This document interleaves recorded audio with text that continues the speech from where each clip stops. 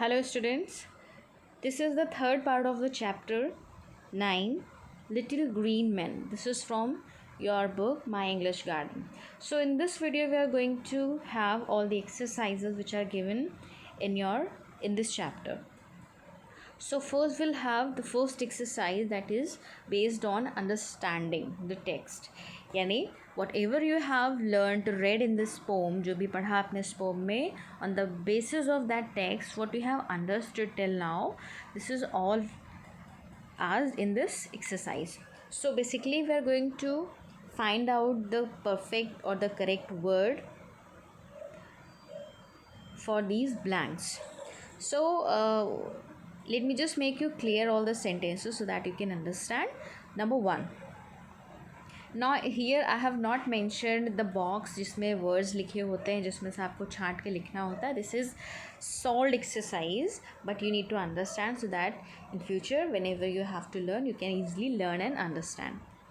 So number 1, aliens are called little green men. They could well be in an assortment of different colors, yet they are largely envisaged as green. So यहाँ पर alien and assortment की जगह पर blank था, खाली जगह थी. अब कहा जा रहा है कि किनको green men बोला गया है, aliens को बोला गया है, एंड किस चीज़ के वैराइटीज़ हैं, किस चीज़ के असॉर्टमेंट हैं, वह हैं कलर्स के. डिफरेंट कलर के एलियंस होते हैं. At times we have seen in the movie they are of green colour, कभी कभी they are of brown colour, कभी बिल्कुल सॉइल कलर के होते हैं. So they keep on varying in their colours. Number 2, suppose they were little, they could hide behind the blade of grass. अब बोल रहे हैं कि सपोज दे वर लिटिल. अब लिटिल एंड ब्लेड की खाली जगह पर थे. इसमें खाली जगह पर फर्स्ट जो ब्लैंक है उसमें लिटिल होगा, दूसरे वाले में ब्लेड होगा. इसका मतलब है कि मान लीजिए अगर वो इतने छोटे हो कि वो कहाँ पर छिप जाए, ब्लेड ऑफ ग्रास, यानी जो ब्लेड का मतलब किनारा होता है, एज होता है, उसके किनारे छिप जाए, इतने छोटे हो कि हम लोग देख भी ना सकें. Then comes the third, they could then invade and catch us unawares. और वो क्या करेंगे, अगर वो बहुत छोटे हैं तो वो क्या करेंगे, they could invade का मतलब होता है घुसपैठ करना, कहीं पर बिना परमिशन के घुस जाना. तो हो सकता हो इतने छोटे हों कि हमारे घर में वो घुस जाए, हमें पता भी ना चले और हम अनअवेयर रहें इस चीज़ से, हमें पता ही ना, हम जागरूक ही ना हो इस चीज़ के लिए. 4, they could be playing with their children in our own garden. अब किसके गार्डन में हो सकता हो, हमारे ही गार्डन में अपने बच्चों के साथ खेल रहे हो. Number 5, the poet says that probable reason our pets could be staring at the grass could be these aliens who may be frolicking about. अब बोल रहे हैं कि जो पोइट है वो कहता है कि हो सकता है, एक रीज़न ये भी हो सकता है, जो हमारे घर में पालतू जानवर होते हैं वो घास की तरफ घूरते रहते हैं, पर्टिकुलर एक डायरेक्शन में एक जगह पर घूरते रहते हैं. तो हो सकता है कि वो देख पा रहे हों उन एलियंस को जो कि फ्रॉलिकिंग कर रहे हैं, जो कि खेल रहे हैं हमारे ही गार्डन में. Now the next exercise based on playing with words, यानी प्लेइंग विद वर्ड्स के एक्सरसाइज में हम सीखते हैं नए नए वर्ड्स को. Filling the blanks with these moment related words. Now moment related words क्या होते हैं, वो वर्ड्स जिसमें हम अलग अलग एक्टिविटीज़ को देखते हैं, अलग अलग क्रियाओं को देखते हैं, हलचल को देखते हैं. तो इसमें हम डिफरेंट काइंड्स ऑफ मोमेंट्स देखेंगे in these lines through these sentences. Now the first, Julie was about to stumble down the staircase. So stumble down का मतलब है नीचे की तरफ, लुढ़क जाना या गिर जाना. फिर है तो stumble means लुढ़कना या slip हो जाना. I just saw a squirrel trot up the tree. Trot means to move very slowly with small step, छोटे छोटे कदमों से चलना इज़ ट्रॉटिंग. फिर है John trudged through the deep snow. Trudge का मतलब है धीरे धीरे फिसलना, right? Then wood floats but iron sinks in the water. Floats का मतलब तैरना and sink का मतलब डूबना.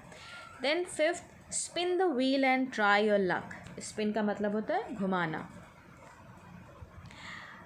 Will you roll the ball to me please? अब roll का मतलब है कि लुढ़का देना, यानी मेरी तरफ फेंक देना. तो जो बॉल है वो कैसे गोल गोल करके घूम के जाती है, तो दैट इज़ कॉल्ड रोलिंग. फिर 7 sentences, the horse began to scamper in the opposite direction. Scamper means to run fast, बहुत तेज़ी से दौड़ना opposite direction में. तो scamper is speedily walk करना या speedily दौड़ना. Tim loves to slide down the banister. So slide का मतलब again फिसलना होता है, slip होना होता है. तो these are the 8 new words. You may find it difficult to learn, but if you remember the sentences और अगर आप if you watch this video again or listen to me carefully, then easily you can understand all the sentences और इनके meanings को समझकर you can recall the words and learn them easily. Now comes the next exercise. In this we'll have some proverbs. Now proverbs, what are the proverbs? Proverbs basically idioms होते हैं, वो कहावतें होती हैं जो सोसाइटी में लोग कहते हैं, कुछ बातों को कुछ सिचुएशन से जोड़ते हैं और उस सिचुएशन को जोड़ करके उस बात को बार बार इतनी बार बोला जाता है कि वो कहावत बन जाती है. और उस कहावत के माध्यम से हम उस छोटी सी कहावत के माध्यम से हम बहुत गहरी बात बोल देते हैं. फॉर एग्ज़ाम्पल, अगर हमें किसी से बोलना हो कि ताली एक हाथ से नहीं बजती, यानी हम किसी को एक बहुत बड़ी बात बोल रहे हैं, कुछ समझाने की कोशिश कर रहे हैं कि जब तक तुम प्रयास नहीं करोगे मेरे साथ या और लोगों के साथ, चीज़ें नहीं होंगी, तुम सफल नहीं होगे. तो यहाँ पर प्रोवर्ब्स का बेसिकली जो यूसेज होता है वो अपनी लैंग्वेज को, अपनी भाषा को बहुत ही ब्यूटीफुल करने के लिए और स्ट्रॉन्ग बनाने के लिए, इफ़ेक्टिव बनाने के लिए होता है. अगर मान लीजिए आप को बोल चाल में बहुत अच्छी अच्छी कहावतें आती हैं, let's say our old people like our grandparents, our great grandparents, they know number of proverbs और हम लोग कहते हैं जो बोलते हैं तो मन करता है उनको सुनते रहें. क्यों? क्योंकि उनके पास प्रोवर्ब्स कहावतें बहुत सारी होती हैं. तो इट मीन्स कहते हैं कि हमें अपनी भाषा को खूबसूरत करने के लिए कहावतें और मुहावरे आने चाहिए. तो here we have the list of 8 proverbs. We'll understand and then on the basis of that you have to match A column with B column. So number 1, don't cross your bridge. Now don't cross your bridge before you come. Number C, 1 का C से होगा, before you come to them.